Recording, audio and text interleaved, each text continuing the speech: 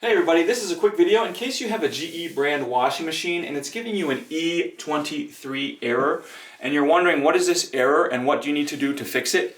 So first of all, this error is when the machine senses that it's getting too much water, it's getting overfilled with water.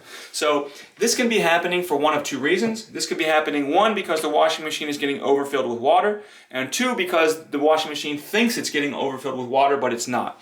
And if it's the second one, like if you get this E23 error and there's not excessive water in the washing machine, then what this means is that the sensor that senses the water level is faulty, and you're going to need to replace the water level sensor in the washing machine. If it is getting overfilled with water, what you want to do is you want to unplug the washer. You're going to need to get all the water out of it.